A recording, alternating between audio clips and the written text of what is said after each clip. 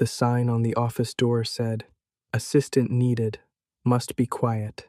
Previous candidates failed." Ren stood in the hallway holding his resume in both hands. He had printed it 3 times because the first 2 had smudges. He was nervous. He was also, by nature, very quiet. Not the shy kind of quiet, the actual, medical kind. Ren had been half deaf since he was 12. A bad infection left his left ear, mostly useless. He wore a hearing aid, but it whistled sometimes in a way that embarrassed him. He was also half mute, not completely, but close. His voice worked, just barely. Words came out small and scratchy, like a radio with bad signal. Most days he just did not bother talking. He carried a small notebook and a pen instead. The job listing had found him through his cousin Miso, who was a receptionist at Voss Enterprises. Edward Voss fired 7 assistants in 3 months.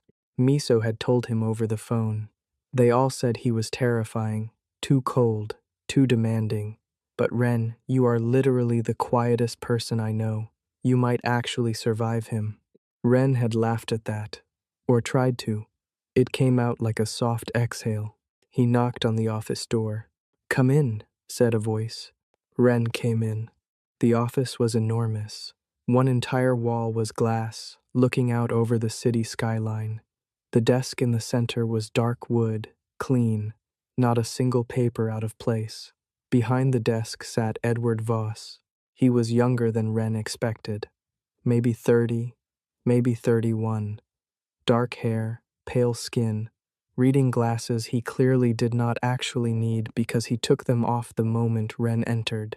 He looked at Ren the way a man looks at something. He is deciding whether to return to the store. Ren held up his resume. Edward did not take it. He just looked at him. "You're the new one," Edward said. It was not a question. Ren nodded. "Can you talk?" Ren tilted his hand side to side. "Sort of." Edward's eyes narrowed. "Can you hear?" Ren pointed to his right ear, then tilted his hand again. Mostly. A long silence followed. Ren expected to be dismissed. He was already planning his exit route mentally. "Good," Edward said. Ren blinked. The last assistant talked constantly. The one before that played music. The one before that had a laughing ringtone. Edward leaned back in his chair. "You start Monday. Do not bring food that smells. Do not hum. Do not tap your pen on the desk." He slid a thin folder across the table. Ren stepped forward and picked it up. "That's the schedule for the week. Read it tonight. Memorize it. I don't repeat myself." Ren opened his notebook and wrote fast. "Understood. Thank you, Mr. Voss." He held it up. Edward looked at it. Something moved in his expression, very small, like a muscle twitching under still water. "You'll do," he said. Miso was waiting outside the building when Ren came down. She grabbed his arm the moment she saw his face. "You're smiling. You got it?" Ren nodded. "Oh my God. How?" He didn't even interview the last 3. He just looked at them and said no. She stared at him. "What did you say to him?" Ren showed her his notebook. He had written 2 words. "Sort of." Miso stared at the notebook. Then she stared at Ren. "That's it? That's literally it?" Ren shrugged. She grabbed him by both shoulders. "Ren, that man once made a journalist cry by simply blinking at him. He once fired someone for breathing loudly. He is terrifying and impossible, and nobody lasts near him. And you got hired because you said, sort of?" Ren smiled again. Small and quiet and his. Miso dropped her hands. She looked worried, in the way that only someone who loves you can look worried. "Just be careful, okay? People say he's not cruel." "Exactly. But he's something. No one really knows what." Ren patted her shoulder once. He went home. He read the schedule folder. He memorized every line. He did not think much about Edward's face when he read the notebook. The small twitch, the pause. He did not think about it. Mostly, Monday came fast. Ren arrived 7 minutes early. The office was already lit. Edward was already at his desk. No greeting, just a glance at the clock and a small nod. Wren sat at the assistant's desk outside the main office. He opened his notebook to a fresh page. He uncapped his pen without clicking it. He did not tap it on the desk. The morning was silent. It was the best morning Wren had ever had at a job. And somewhere inside the glass office, though Wren did not know it yet, Edward Voss thought the exact same thing. There were rules. There were always rules with Edward Voss. Wren learned them the way you learn a new language, not from a textbook, but from watching, from making small mistakes and noticing how Edward's jaw tightened, from getting things right and noticing how it did not. Rule 1. Do not interrupt. If Edward was on a call, Wren slid notes under the glass door. Edward had a small tray on his side for exactly this purpose. Wren figured out that Edward had installed the tray before Wren arrived. It was specifically designed for a quiet assistant. That meant Edward had planned for this, had imagined someone like Wren before Wren even existed in his office. That thought did something strange to Wren's chest. He did not examine it too long. Rule 2. Coffee at 8:47, not 8:45, not 8:50, 8:47. Wren set an alarm on his phone the first day. He got it right. Edward looked at the cup, then at Wren, then said nothing, which Wren had already learned meant good. Rule 3. Never move things on his desk. Wren found this out the hard way on day 3. A contract had slid off the edge during a moment when Wren was organizing incoming mail. He had placed it back slightly differently. Not wrong, just slightly off from the original angle. Edward came out of a meeting, walked to his desk, looked at the contract, and went very still. He did not say anything. He straightened it himself, then looked at Wren. Wren had already written in his notebook, "I moved it by accident. I'm sorry." He held it up before Edward could speak. Edward read it. The stillness stayed, but something in his shoulders came down a fraction. "Don't do it again," he said. "Okay," Wren said out loud, because sometimes the notebook was too slow, and Wren's voice, small as it was, worked fine for one-syllable words. Edward blinked, like he had forgotten Wren could talk at all. He walked back into his office without another word. By the end of week 2, Wren understood something that the 7 previous assistants had probably never figured out. Edward Voss was not cold. He was precise. There was a difference. Cold people do not care. Precise people care too much. About everything. In a way that exhausts them. Wren watched him during calls. Edward never raised his voice, but his hands moved, sometimes not dramatically, just small adjustments. A finger tapping once on the desk, his pen rotating a half turn, signs that something inside him was working very hard to stay controlled. On Thursday of week 2, there was a difficult call. Wren could not hear the other side, but he could hear Edward's tone change. Flat and even, but just slightly barely harder. When the call ended, the office went silent. Wren knocked on the glass, waited, knocked again. The door opened. Edward looked at him. Wren held up his notebook. "Bad call?" Edward stared at the 2 words for a moment. "That's not your concern." Wren nodded. He turned the notebook page and wrote again. "Tea or coffee?" A pause. "Tea," Edward said. Like the word cost him something. Wren went and made tea. Not from the machine.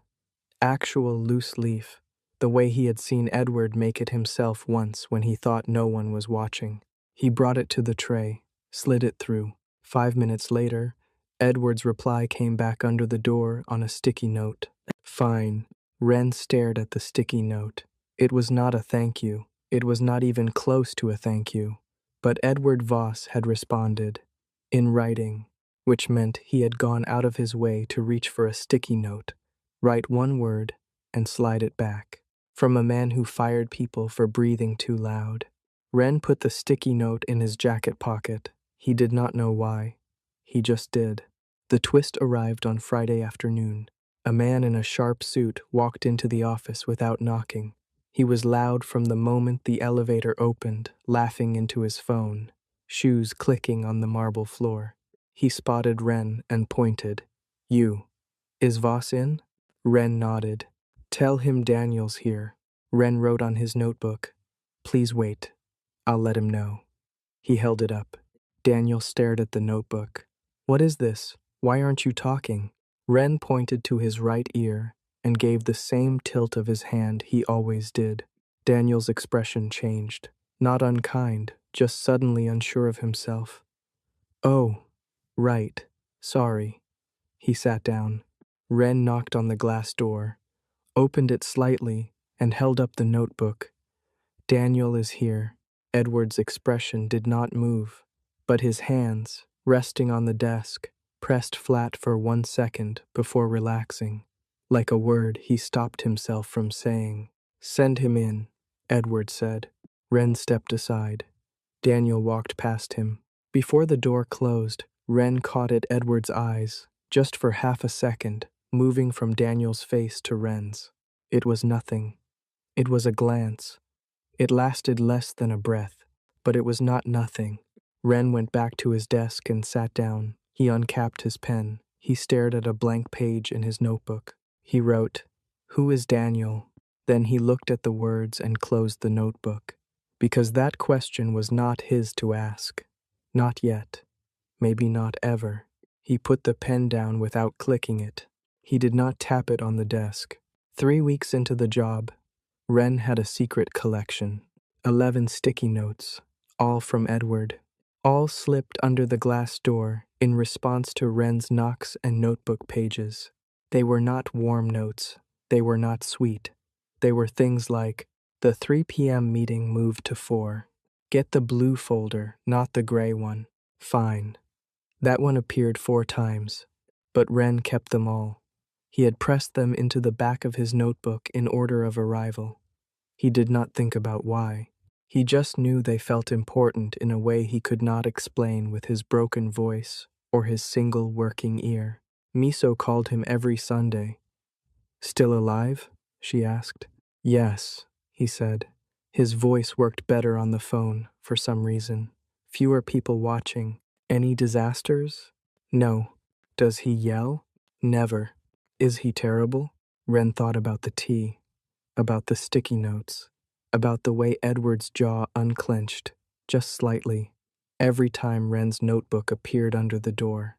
No, Ren said. Ren. Miso used her serious voice. Are you starting to like him? Ren hung up. He stared at his phone for a while. Then he opened his notebook to the sticky note page. He looked at the 11 small squares of paper. He closed the notebook. He did not sleep well that night. The thing that changed everything started with a broken coffee machine. On Tuesday morning, the machine in the break room made a noise like it was dying. It clanked. It groaned. It spit hot water sideways onto the counter. Ren jumped back just in time. One of the finance assistants, a cheerful man named Luca, who had never once acknowledged Ren's notebook system, watched the machine with wide eyes. That's not good, Luca said helpfully. Ren looked at the time. 8:43. He had 4 minutes. He grabbed his bag and left the building. There was a small tea shop 2 blocks down that he had passed every morning. He had never gone in. He went in now. The woman behind the counter smiled at him. He pointed to the menu, wrote 1 Americano, 1 English breakfast to go on his notebook, and held it up. She read it, nodded, and made both without fuss. Ren liked her immediately. He made it back with 1 minute to spare. Coffee at 8:47. Edward looked at the cup, then at Ren, then at the cup again, because it was not from the office machine. The cup was different, paper, with the small logo of the tea shop. Edward said nothing. He drank. At 9:15, a sticky note came under the door. Which shop? Ren smiled so fast he had to press his hand over his mouth. He wrote the name and address in his neatest handwriting and slid the page under the door. 30 seconds later, good. Ren added sticky note 12 to his collection. Daniel came back on Wednesday. This time he arrived quieter. No phone call. He knocked on the front door like a normal person and nodded at Ren. Hey, sorry about last week. Ren shook his head. It's fine, he wrote. I'll let him know you're here. Wait. Daniel sat down but leaned forward. Can I ask how long have you been working for Edward? Ren held up 3 fingers. 3 weeks. That's longer than most. Daniel looked genuinely surprised. He must like you. Ren tilted his head. He wrote, He tolerates me. Daniel laughed. It was a real laugh, not a performance. That's basically his love language. He sat back. I've known Edward since university, 15 years. He paused, searching for a word. Difficult to reach. Ren nodded slowly. He did not write anything because he did not know what to write. He talks about you, you know, Daniel said. Ren went very still. Not much. Edward doesn't talk much about anything. But last week when I called him, he mentioned his assistant figured out the tea thing. Daniel smiled. For Edward, that's basically a standing ovation. Ren looked at his notebook. He looked at his hands. He felt something warm and strange move through him, and he did not know what to do with it, so he stood up and knocked on Edward's door. Edward opened it. He looked at Ren first, then passed him at Daniel. You're early, Edward said to Daniel. I am punctual, Daniel said. You're always just already there. They went inside. The door closed. Ren sat down.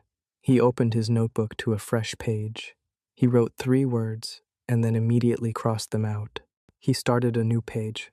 He wrote nothing. He stared at the ceiling for a moment. Then he uncapped his pen and, very small, in the corner of the page where no one could see, he mentioned me. The first time Ren heard Edward laugh, he thought he had imagined it. It happened on a Thursday. Ren was sorting mail outside the glass office. He was not paying special attention. He was thinking about a documentary he had watched the night before about deep-sea fish that make their own light. He thought that was a very good solution to being in the dark. Then he heard it. Not loud, not the kind of laugh that fills a room, just a brief, real sound, low and quiet, like something that escaped by accident. Ren looked up. Through the glass, he could see Edward on the phone.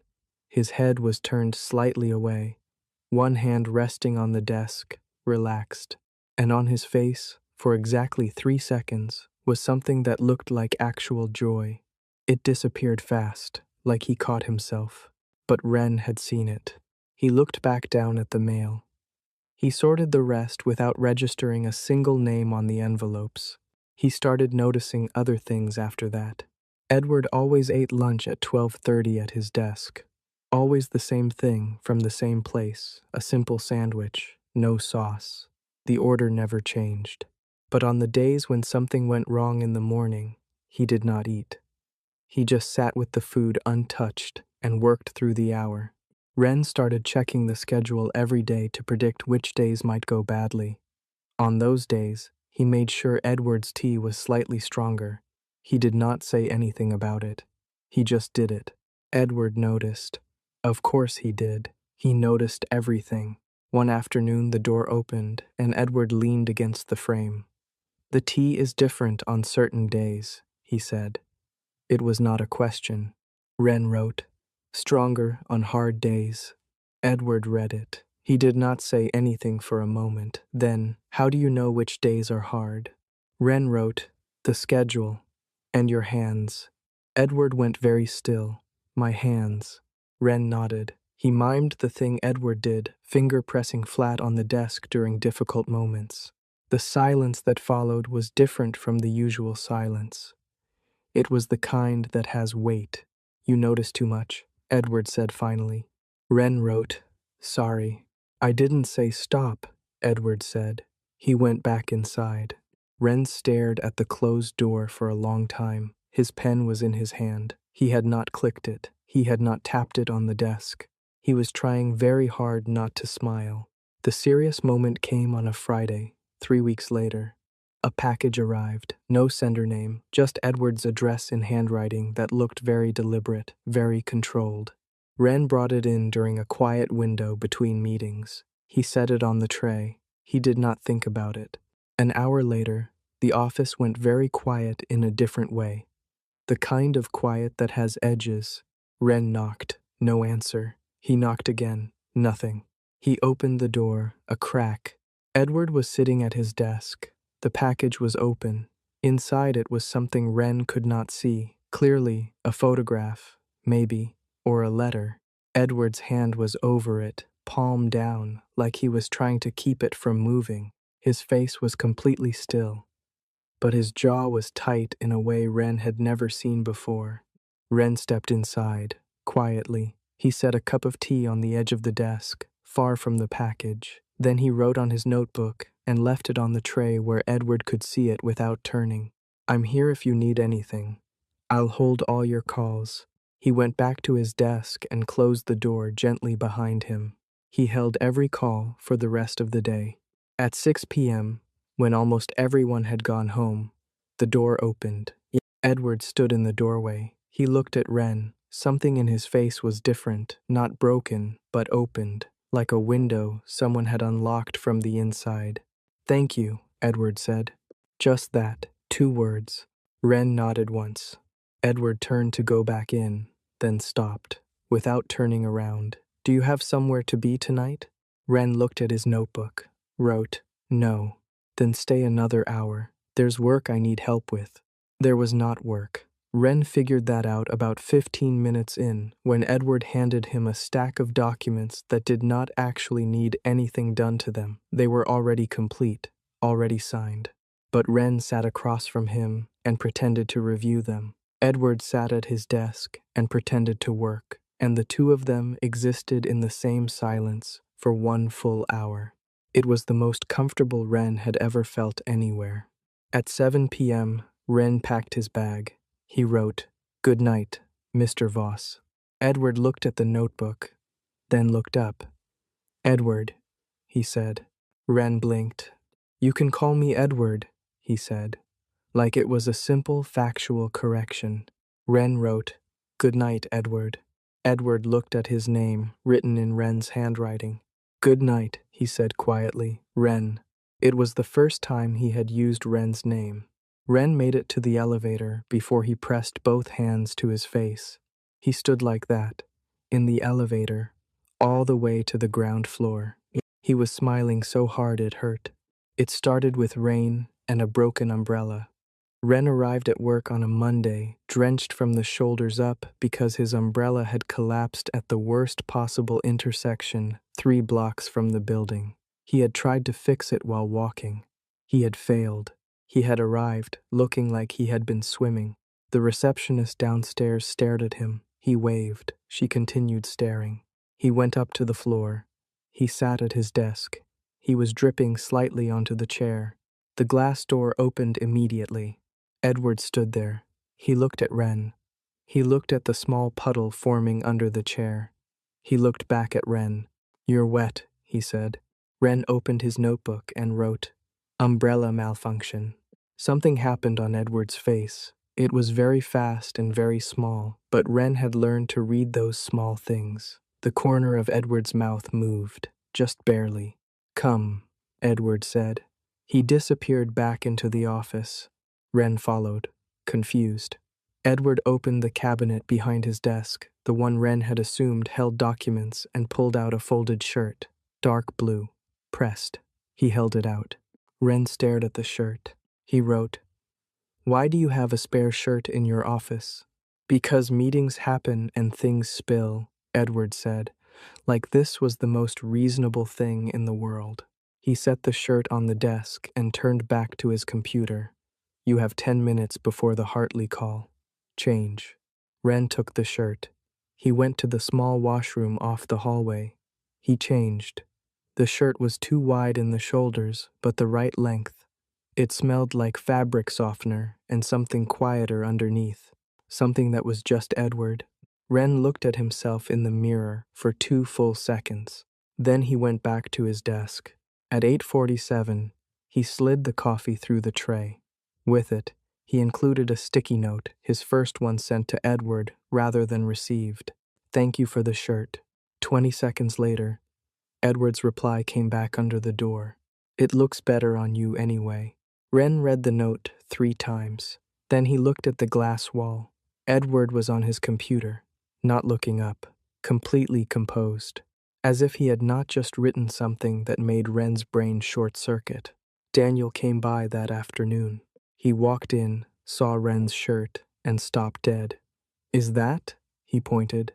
Is that Edward's shirt? Ren shook his head quickly and wrote, My umbrella broke. He lent it to me. Daniel looked at him for a very long moment. Then he looked at the glass office, then back at Ren. He lent you his shirt, Daniel said slowly. Ren nodded. Edward Voss. That Edward, Daniel pointed at the office. The same man who once asked me to leave because I was eating chips too loudly. Ren bit his lip. Daniel sat down heavily. Okay, he said. Okay. Interesting. He looked at Ren with an expression that was half amused and half serious. How do you feel about him? Ren held up a blank page of his notebook. Daniel nodded. That's what I thought. He leaned forward. Listen, I have known Edward for 15 years. I have seen him with exactly 0 people he actually cared about. What you're describing, the shirt, the sticky notes, the tea thing, that's not how he treats assistants. That's not how he treats anyone. He paused. Be careful, Ren. Not because he'll hurt you, but because I don't think he knows what he's doing yet. And you seem like someone who will figure it out long before he does. Ren looked at the glass office. Edward had not looked up, but his hand, the one resting on the desk, was doing the half-tap thing. Once. Still, like he was trying to hear something. Ren closed his notebook. He already knew. The shift happened at 5 p.m. The floor was nearly empty. Ren was finishing a report. Through the glass, he could see Edward standing at the window, hands in his pockets, looking at the city. He had been there for 20 minutes. Ren knocked on the door. Edward turned. What? Ren came in. He walked to the window and stood beside him. Not too close. He did not write anything. He just stood there and looked at the city too. A minute passed. My father sent that package, Edward said. Not to Ren, exactly. To the window, to the city, to the air. We haven't spoken in 4 years. Ren did not move. He wants a meeting. About the company. About decisions I made that he believes were wrong. Edward's voice was the same as always, flat, even, controlled. But Ren heard the thing underneath it now, the pressure. Ren reached into his jacket pocket. He pulled out his notebook and pen. He wrote on a fresh page and held it up beside him, angled so Edward could see it without turning. You don't have to meet him if you don't want to. Edward read it. It's not that simple. Ren flipped the page. Wrote again. It kind of is, though. A pause. Then, from Edward, the sound again. Low, real, short. A laugh. Ren put his notebook away. He looked at the city. Edward looked at the city. Their shoulders were almost touching. You're strange, Edward said, not unkindly. Ren nodded. He knew. I don't know what to do with you, Edward said, even quieter. Ren looked at him. Edward was not looking back. His eyes were still on the city, but his jaw was soft. His hands were still. Ren reached over very slowly and placed his notebook on the windowsill beside Edward's hand, open to a blank page. Edward looked down at it. He picked up Ren's pen. He wrote one word. He set the pen down and walked back to his desk. Ren looked at the notebook. The word was, stay. Ren stayed. Not that night, specifically. Edward's phone rang, and the moment broke the way moments do, suddenly and without warning. But something had shifted, the way furniture shifts after an earthquake. Everything was in the same place, but nothing felt quite the same. On Tuesday, Edward brought Ren coffee. Not from the office machine, from the tea shop, 2 blocks down. He set it on Ren's desk without a word, without looking at him, and went back into his office like it was nothing. Ren stared at the cup, the small logo, The exact order he had seen Edward drink his own from a cup just like this one. He wrote on a sticky note, "Thank you, Edward." He slid it under the glass door. 10 seconds. "You're welcome." That was it. That was all. And yet Wren sat at his desk with a warmth in his chest that he could not explain and did not want to. Miso cornered him at a family dinner that Sunday. "You're different," she said, directly. Miso was always direct. It was one of the things Wren loved and feared about her. He shook his head. "You're humming," she said. Wren stopped. He had been humming. He had not noticed. "You never hum," she said. She crossed her arms. "Wren, tell me right now." He got out his notebook. He wrote, "Nothing happened." She read it. "Nothing happened, but you're smiling at the tablecloth right now." He looked at the tablecloth. He straightened his face. "Is it him?" she asked. He did not write anything. "Wren," he wrote, very small. "It's complicated." Miso sat back. She looked at him for a long time with the particular expression she got when she was deciding whether to be warm or worried. She landed on both. "Okay," she said. "But if he hurts you even just a little, I will walk into that building and sneeze loudly in his presence." Wren laughed. His real laugh, the one that barely made sound but shook his shoulders. Miso had always been able to get that out of him. "I'm serious," she said, but she was smiling. The complication arrived on Wednesday in the form of a woman named Clara Park. She was beautiful and confident, and she walked into the office at 11 a.m. with the ease of someone who had been there many times before. She smiled at Wren genuinely, warmly, and said, "Hi, you must be the new assistant. I'm Clara." Wren nodded. He wrote, "Nice to meet you." She read the notebook without any awkwardness. "Oh, Miso mentioned you. She said you were the only person who has ever lasted longer than a month with Edward." Wren blinked.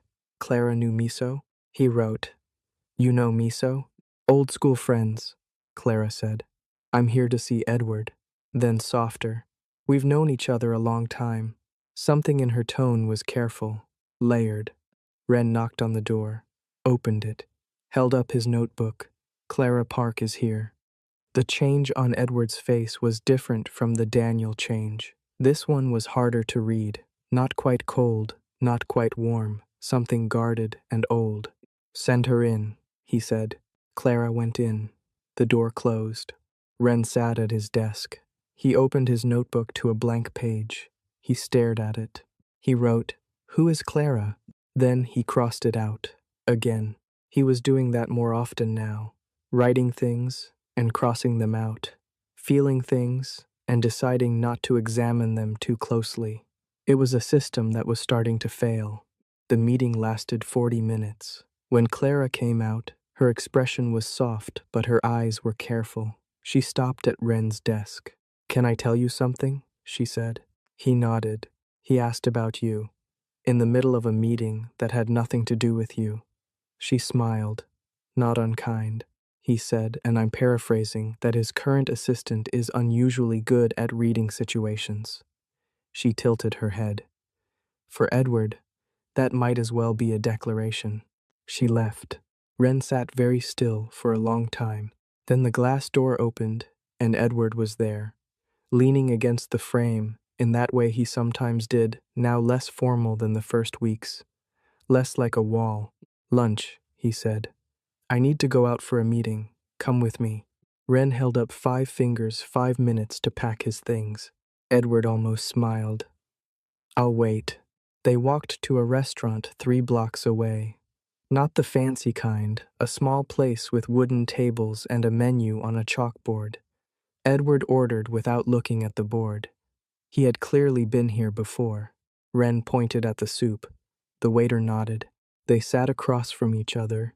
This was new. They had never sat across from each other outside the office. The glass walls were gone. The desk was gone. It was just a table and 2 people, and the sound of other conversations around them. Edward looked at Wren.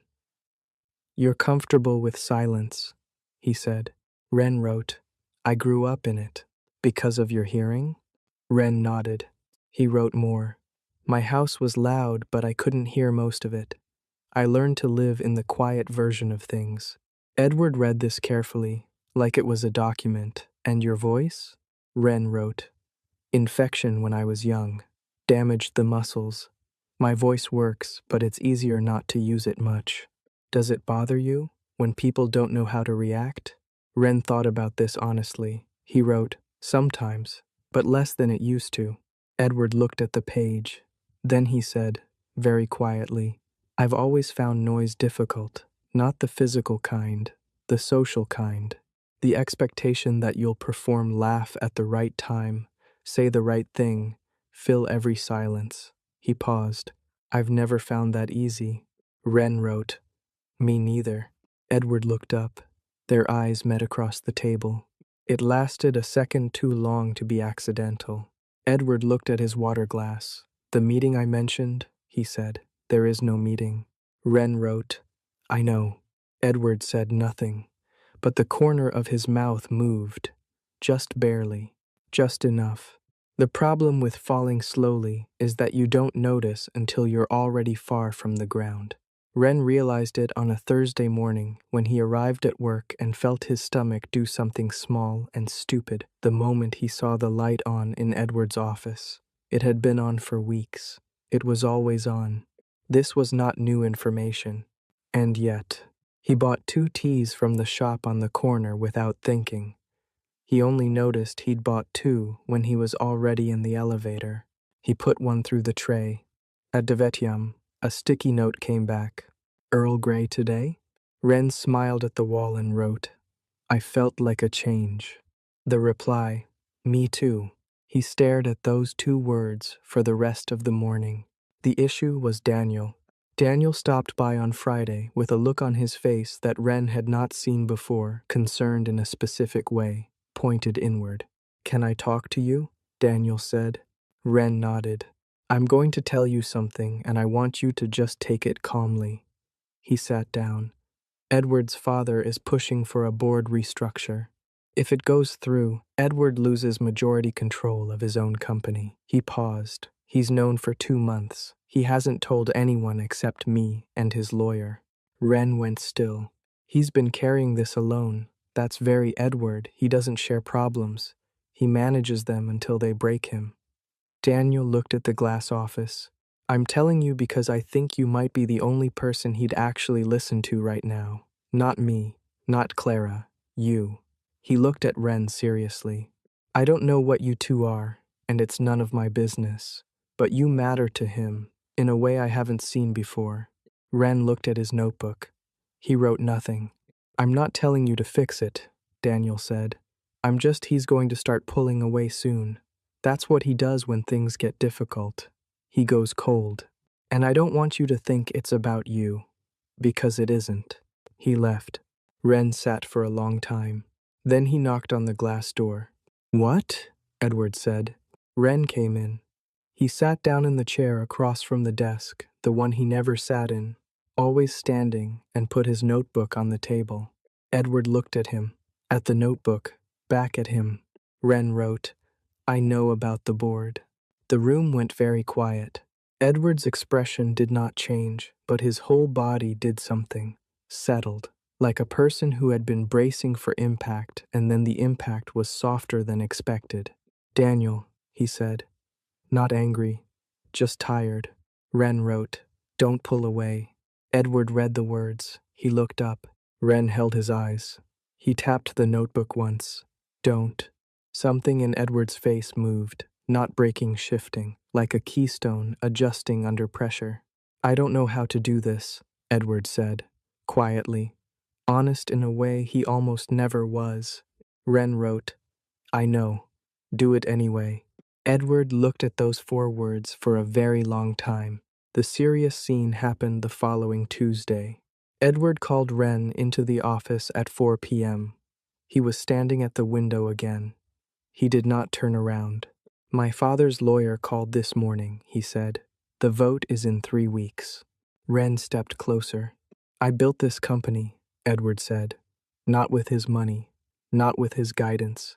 He came in later, when it was successful. And now he wants to. He stopped. His jaw was tight. His hands were still, but barely. Wren reached out and put his hand over Edward's, flat, still, quiet. Just that. Edward looked down at Wren's hand on his. He did not move. He did not pull away. A full minute passed. I don't know how you do that, Edward said. Wren tilted his head. Make it feel smaller. The problem, without saying anything. Wren thought about this. He pulled his hand back gently and reached for his notebook. He wrote, "Silence makes space. Space makes breathing easier." Edward read it. He turned from the window and looked at Wren directly, not the way he looked at documents or situations or problems, the way he looked at the thing he had not figured out how to name yet. "Stay," he said. It was the same word as before, written then, spoken now. Wren nodded. He stayed. The board vote was in 3 days. Edward had barely slept. Wren could tell by the way he held his pen differently in the morning than in the afternoon, looser when he was tired. He could tell by the coffee cups, 2 now instead of 1, the second always going cold. He could tell because he knew Edward the way you know a person when you have paid attention for months in the quiet, in the space between words. Wren brought breakfast on Monday, not from the building, from the bakery on the side street that Edward had mentioned. Offhand, once in passing, I used to go there on Saturdays. Wren had remembered. He had gone. He set it on the tray. He knocked. Edward opened the door. He looked at the bag. He looked at Wren. "How?" he said. Wren wrote, "You mentioned it once." Edward held the bag for a moment. "I mentioned it once. Weeks ago." Wren nodded. "You remember everything," Edward said. "Not quite a question." Wren wrote, "Only yours." The silence after that was the loud kind, the kind that means something is about to change. The vote happened on Thursday. Wren was not in the room. He sat at his desk and waited. He had reorganized the tray 3 times. He had made and remade the tea twice. At 2:47 p.m., the elevator opened and Edward walked out. Wren stood up immediately. Edward walked to him. He stopped right in front of the desk. His face was not exactly happy, but settled, like something that had been braced for a long time had finally been set down. "We won," he said. "The vote didn't pass." Wren pressed both hands flat on the desk. He breathed out. Edward looked at him. "Are you relieved?" Wren nodded. He was. Fully. Completely. "I thought about you," Edward said, in the room, when it was close. He paused. "I thought he would write something useful right now." Wren reached for his notebook. He wrote, "What would you have wanted me to write?" Edward was quiet for a moment. He reached over the desk, slowly, and took the pen from Wren's hand. He looked at the blank page. He wrote, "That it doesn't end here." Wren read it. His chest did the thing it had been doing for months, the warm, unbearable, wonderful thing he had no name for. He wrote under Edward's words, "It doesn't." The shift happened after work, when the floor was empty. They were at the window again. The city below was lit up in early evening gold. Edward's shoulder was against Wren's, not accidental, not pulled back. "I need to tell you something," Edward said. Wren looked at him. "I hired you because you were quiet." He paused. "I told myself it was practical, logical. You were the obvious choice." Wren nodded slowly. "I was wrong," Edward said. "Not about you, about the reason." He turned to face him. Edward almost never turned to face him directly. He usually looked away when he said important things, at windows or desks or middle distances. But now he was facing Wren. "I kept you because of who you are, not because of what you don't do, because of everything you do." Wren's throat did the thing it did, sometimes tightening, making everything harder. He reached for his notebook. Edward put his hand over it, gently. "You don't need the notebook for this," he said. "I'll wait." Wren looked at him. His voice, that small, scratchy, unreliable thing, was there somewhere. He could feel it. He took a breath. "I know," Wren said. 2 words. Quiet. Real. Edward heard them, I don't know how to do this properly, Edward said. I have never been, I don't. He stopped, started again. I notice when you're not here. The day feels wrong. I notice your handwriting. I notice when you're tired. I notice, he stopped again. I notice everything. Wren thought about 11 sticky notes in the back of a notebook, about fine and witch shop, and it looks better on you anyway, and stay. He wrote one last thing on the open page of his notebook. He held it up. I've been keeping all your sticky notes. Edward read it. He looked up. The smallest, most unguarded expression moved across his face, surprise, and then something warmer than anything Wren had seen on him before. All of them, Edward said. Wren nodded. Since when? Wren held up one finger. The first one. Edward looked at him for a long moment. Then he did something Wren had not expected. He reached into his jacket pocket and pulled out a small folded piece of notebook paper. He unfolded it carefully and held it up.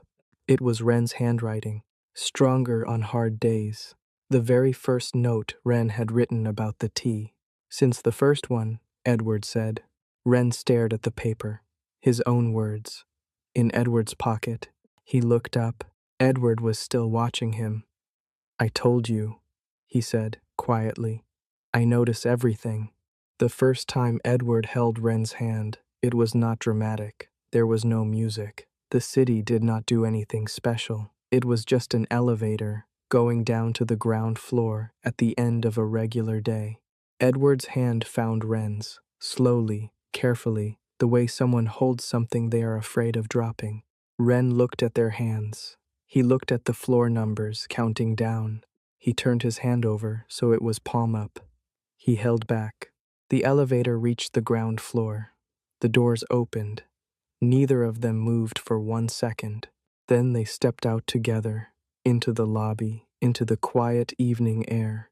Miso was outside waiting to walk with Wren. She had been doing that since week 2, just to check on him. She looked at them, at the hands. Her eyes went wide. She looked at Wren. He shrugged one shoulder. I told you it was complicated. She covered her mouth with both hands. Her eyes went bright. Edward looked at her. You must be Miso. Ah, yes, she managed. Hi, hello. I'm very normal right now. Thank you, Edward said, for sending him. Miso made a sound that was not quite a word. She looked at Wren. He gave her a small, slow nod. She pressed her hands to her face and made the sound again. Later, walking, just walking, nowhere in particular, the city going on around them, Edward said, You could have asked for any other job. Wren thought about it. He reached into his bag for his notebook. He wrote, No one else would have learned to be quiet for me. Edward read it. He was quiet for a moment. I didn't learn, he said. I already was. Wren looked at him. He thought about that for the rest of the walk. About 2 people who had been living in their own silences for years. Separately, about how sometimes the right person is not the one who is loud enough to reach you. Sometimes the right person is the one already living in the same quiet. He did not write anything else. He did not need to.